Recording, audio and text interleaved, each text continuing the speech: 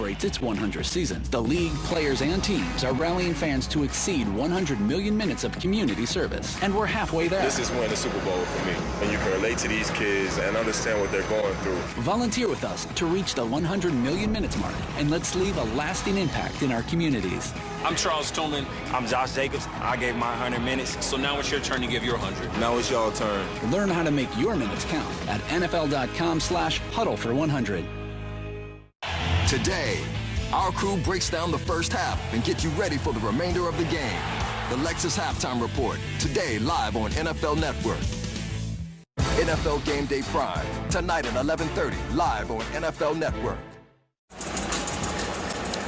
Stats can be very specific, but we just had a record-breaking moment here in London. Watson, with that touchdown pass, became the first player in NFL history to record over 17 touchdown passes and 5 rushing touchdowns for the first 9 games of a season. And as we all know, as you can see here, there's 5 minutes and a full half of football left in this one. And as Walker lets that one bounce for a touchback.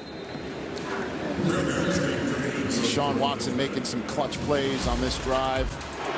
He converted on a 4th down, flipping this one out to Akins, and then he got his other tight end in the mix for the touchdown after he flipped this one seemingly in a grasp to Carlos Hyde. And there's lots of smiles all around for the reigning AFC Offensive Player of the Month of October. I mean, 19 rushes so far for the Texans, who have run 32 plays and have kept it almost 18 minutes.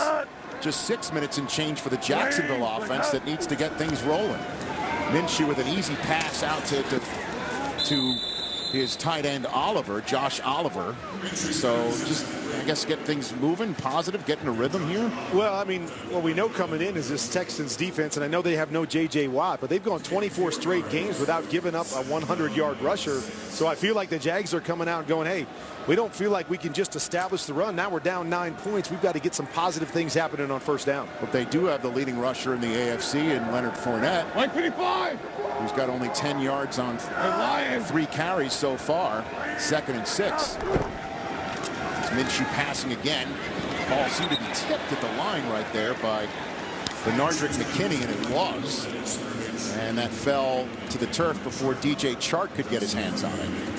McKinney's really been a bright spot for this defense. He's going to come here off the edge and get picked up by Robinson there, but as good defenders do, you see the ball thrown, get your hands up in the air, and he's able to get both paws on that and not let it get to Chark.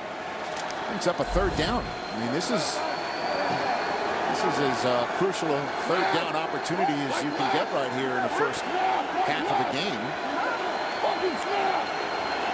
Team down 9-0, hardly getting any movement on offense. It's Minshew on 3rd and 6.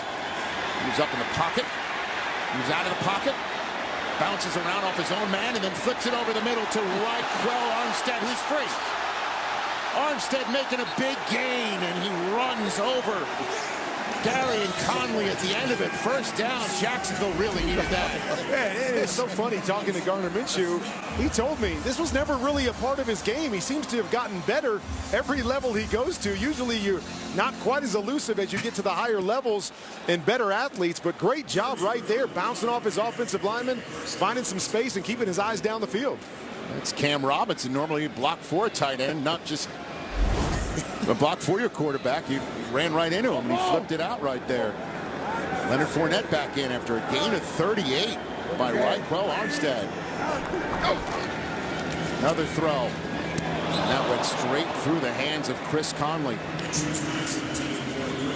Yeah, you got to make that play. Got to make that play. I got a chance to talk with Conley before the game, and he was so excited. He had his first 100 yards last week for the Jags. And he wanted to pick up right where he left off, but he let that one go right through his hands. I mean, it's been Fournette the whole game, and then Raquel Anderson comes in, and Raquel Armstead comes in, makes an incredible 38-yard gain. 41. That one goes straight through the hands of Conley. 2nd and 10 from the Houston 40. Fournette bouncing around and bounce outside. Fournette gets a first down carry on 2nd and 10. Move the chains. That's a great combination with Leonard Fournette. He's got the ability to run between the tackles and run over you, as we saw earlier with Jonathan Joseph, but he's also got tremendous speed, and I feel like he's a little bit leaner this year, and you see that. Nothing up the middle, kind of buys a little bit of time, bounces outside, and got the speed to get to the first down. Easily the best drive of the day for Jacksonville, which gets the ball to start the second half, too. They won the toss and deferred. So keep that in mind as the clock rolls to less than 4 minutes in the half. And here's Fournette getting another carry, but that was Zach Cunningham who ended it before it could even start. It's a great hit by Zach in the hole right here. And you're tempted to keep pounding the ball with Leonard Fournette. He's such a good back. But I'm sure DeFilippo says, we got to throw the ball a little bit against this banged up secondary. They got a lot of backups out there right now. I'm sure he's tempted to start slinging it a little bit more. 2nd and 10, no gain for Fournette. Minshew throws to his left, and that one is caught by Conley. First down, Jacksonville. That's Conley on Conley violence right there. Darian on the coverage. Chris with the catch. Yeah. And a good throw, just a little curl route, little 6 route we used to call it. And he got it back to him outside. Now, if he was able to stay up, that ball was good placement. Man, you could turn and run with that ball and get some yardage, run after catch yardage. Jacksonville with its first red zone snap of the day. Texans have allowed 16 touchdowns and 23 red zone chances coming into this game. That's the worst in the NFL. Let's see if Minshew can cash in. Minshew over the middle, but he threw it over the head of DeValve. 2nd down. 2.5 minutes to go in this half. Good job here with this progression. You see him looking off to the right. Nothing there, double coverage. Coming back to his tight end. I'm not sure if he felt his tight end was going to keep going. Looked like DeValve was ready to settle there because there was a defender on the backside. May have been what caused that errant pass there. Trying to create a rub in the middle of the field.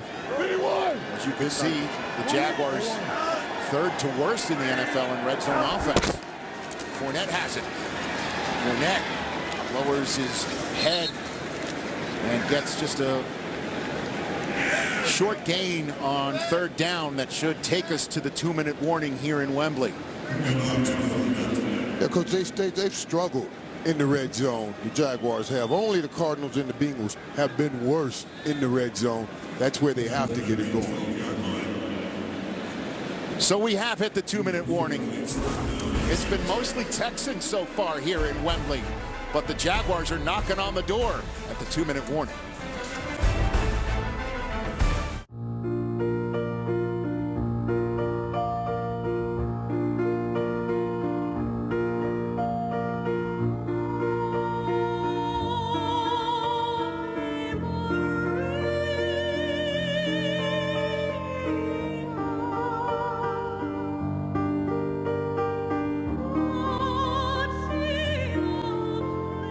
Free one-day delivery on millions of items.